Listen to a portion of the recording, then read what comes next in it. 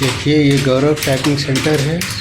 पटना का सबसे famous typing centre में से एक है, जहाँ हज़ारों विद्यार्थी टाइपिंग से क्वालिफाई किए हैं इस इंस्टीट्यूट में। आप देख सकते हैं किस तरह के एनवायरनमेंट रहता है यहाँ। काफ़ी जिज्ञासा वाला एनवायरनमेंट।